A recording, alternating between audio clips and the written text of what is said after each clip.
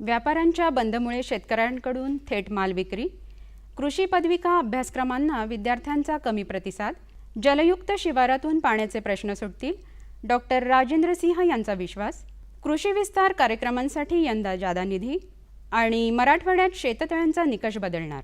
नमस्कार, आता पाहूया सविस्तर वृत्त. बाजार समित्यांमध्ये फळे भाजीपाला नियमनातून मुक्त करण्याच्या निर्णयाला विरोध करण्यासाठी व्यापाऱ्यांनी सोमवारपासून बेमुदत बंद पुकारला आहे. या स्थितीत ग्राहकांपर्यंत शेतीमाल पोहोचवण्यासाठी शेतकऱ्यांनी राज्यात अनेक ठिकाणी शेतमालाची थेट विक्री केली. पुणे बाजार समितीच्या संचालकांनी शेतकऱ्यांसाठी बाजार खुला ठेवला होता. शेतकऱ्यांनी थेट विक्री करण्याच्या त्यांनी केलेल्या आवाहनालाही प्रतिसाद मिळाला. शेतकरी संघटनेने पुढाकार घेऊन शेतकऱ्यांनी जागोजागी मालाची विक्री करण्यासाठी मदत केली. कर्नाटक, मध्य प्रदेशातूनही काही माल विक्रीसाठी बाजारात आला होता. व्यापाऱ्यांचा बंद असतानाही सोमवारी नाशिक बाजार समितीत शेतकऱ्यांनी मालाची विक्री थेट केल्यामुळे नेहमीप्रमाणेच व्यवहार पार पडले. बंदमुळे भाजीपाला पुरवठा आणि विक्री व्यवस्था कोलमडू नये म्हणून सहकार आणि पणन मंत्र्यांनी कायदा सुव्यवस्था राखण्याचे आदेश संबंधित यंत्रणांना दिले आहेत. कृषी पदविकेचं शिक्षण घेतल्यानंतर असलेल्या कमी संधीमुळे कृषी पदविकेकडे प्रवेश घेणाऱ्या विद्यार्थ्यांच्या संख्येत गेल्या 3 ते 4 वर्षापासून घट होऊ लागली आहे. यंदाही सुमारे 2755 जागा रिक्त राहण्याची शक्यता आहे. 4ही कृषी विद्यापीठाअंतर्गत कृषी संलग्न असलेल्या कृषी पदविका अभ्यासक्रमाच्या एकूण 14,770 जागांसाठीची प्रवेश प्रक्रिया महाराष्ट्र कृषी शिक्षण आणि संशोधन परिषदेमार्फत घेण्यात आली.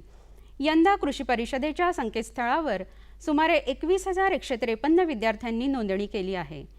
एकूण उपलब्ध जागांच्या तुलनेत परिषदेकडे आलेले अर्ज खूपच कमी आहेत. त्यामुळे सुमारे 2.5 ते 3,000 रिकाम्या जागा राहणार असल्याचा अंदाज आहे.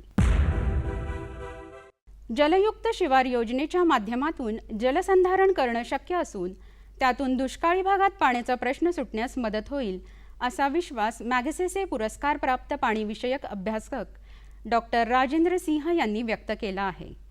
वाशिम जिल्ह्यातील कारंजा पंचायत समिती सभागृहात जलयुक्त शिवार योजनेअंतर्गत जलपूजन कार्यक्रमात ते बोलत होते. जिल्हाधिकारी राहुल द्विवेदी यावेळी उपस्थित होते. पाण्याच्या क्षेत्रावर आक्रमण, नद्यांचं प्रदूषण, भूजलाचा अधिक प्रमाणात वापर आणि पाण्याच्या कमतरतेमुळे होणारे विवाद या आजच्या प्रमुख समस्या आहेत. त्यांच्यावर मात करण्यासाठी नदी प्रदूषण टाळणं आणि पाण्याचा योग्य वापर करणं या बाबी अंमलात आणण्यासाठी जलसाक्षरतेची गरज असल्याचंही डॉक्टर राजेंद्र सिंह यांनी सांगितलं. कृषी विस्तार कार्यक्रमांसाठी कृषी तंत्रज्ञान व्यवस्थापन यंत्रणा अर्थात आत्मासाठी यंदा सरकारनं तब्बल 93,15,64,000 रुपये निधीला मंजुरी दिली आहे.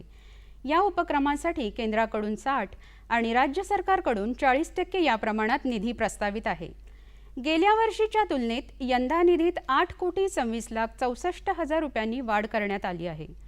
गेल्या वर्षी 84,89,00,000 रुपयांची तरतूद होऊन सुद्धा सरकारकडून प्रत्यक्ष निधी उपलब्ध न झाल्यामुळे आत्मा यंत्रणेच्या विविध कार्यालयांनी स्वतःकडच्या संचित निधीतून खर्च केला होता. यंदा तशी वेळ येऊ नये म्हणून सरकारनं पहिल्या हप्त्यापोटी 13,83,00,000 रुपयांचा निधी उपलब्ध करून दिला असून त्याचं आत्मा विभागामार्फत जिल्हानिहाय वाटप केलं आहे. शेततळी बांधण्यासाठी सरकारकडून दिल्या जाणाऱ्या 50,000 रुपयांच्या निधीचा निकष मराठवाड्यात बदलण्याची गरज असल्याचं मत राज्याचे कृषी मंत्री पांडुरंग फुंडकर यांनी व्यक्त केलं आहे. त्यादृष्टीने प्रयत्न करणार असल्याचंही त्यांनी सांगितलं. कृषी मंत्री पदाची जबाबदारी घेतल्यानंतर ते पहिल्यांदाच औरंगाबादमध्ये आले तेव्हा पत्रकारांशी बोलत होते. मराठवाडा गेले काही वर्ष सातत्याने दुष्काळी परिस्थितीचा सामना करत आहे. उन्हाळ्यात पिकांसाठी पाणी उपलब्ध होत नसल्यामुळे शेतकऱ्यांना शेततळी बांधण्यासाठी सरकारने प्रोत्साहन दिलं आहे. त्यासाठी अनुदानही दिलं जातं. मराठवाड्यातील परिस्थितीचा विचार करता हे अनुदान कमी असून ते वाढवण्याबद्दल सरकार विचार करेल असं श्री फुंडकर यांनी सांगितलं. या आठवड्यात हलक्या ते मध्यम पावसाची शक्यता आहे. सोयाबीन पिकात विरळणी करावी. उगवण विरळ झाल्यास पीक उगवणीनंतर नांगे भरून घ्यावीत. खरीप ज्वारी आणि बाजरीच्या हेक्टरी रोपांची संख्या योग्य व मर्यादित ठेवण्यासाठी पेरणीनंतर 10 ते 15 दिवसांनी पहिली व 20 ते 25 दिवसांनी दुसरी विरळणी करावी.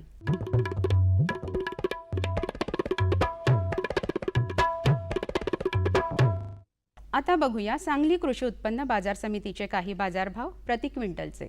बाजरी कमाल 2100 रुपये किमान 1800 रुपये, गहू कमाल 2800 रुपये किमान 1850 रुपये, हरभरा कमाल 7800 रुपये किमान 7200 रुपये, तांदूळ कमाल 5500 रुपये किमान 2000 रुपये, मटकी कमाल 9500 रुपये किमान 6500 रुपये, मूग कमाल 7500 रुपये किमान 5500 रुपये, सोयाबीन कमाल 4050 रुपये किमान 3800 रुपये, उडीद कमाल 10500 रुपये किमान 8500 रुपये, ज्वारी कमाल 2100 रुपये किमान 1500 रुपये.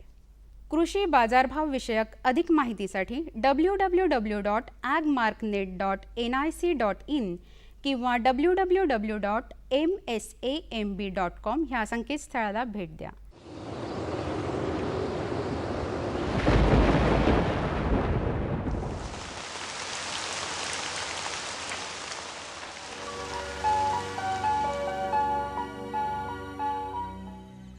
मध्य महाराष्ट्र व विदर्भात तुरळक ठिकाणी जोरदार पाऊस पडण्याची शक्यता आहे. राज्यातील काही प्रमुख शहरांचे तापमान अंश सेल्सिअसमध्ये पुढील प्रमाणे. मुंबई कमाल 30 अंश सेल्सिअस किमान 26 अंश सेल्सिअस, पुणे कमाल 28 अंश सेल्सिअस किमान 23 अंश सेल्सिअस, नागपूर कमाल 30 अंश सेल्सिअस किमान 24 अंश सेल्सिअस, नाशिक कमाल 25 अंश सेल्सिअस किमान 22 अंश सेल्सिअस, औरंगाबाद कमाल 28 अंश सेल्सिअस किमान 22 अंश सेल्सिअस, कोल्हापूर कमाल 24 अंश सेल्सिअस किमान 21 अंश सेल्सिअस, सांगली कमाल 29 अंश सेल्सिअस किमान 21 अंश सेल्सिअस, सातारा कमाल 24 अंश सेल्सिअस किमान 21 अंश सेल्सिअस आणि सोलापूर कमाल 29 अंश सेल्सिअस किमान 22 अंश सेल्सिअस राहण्याची शक्यता आहे. हवामान विषयक अधिक माहितीसाठी भारतीय हवामान विभागाच्या www.imd.gov.in या संकेतस्थळाला भेट द्या.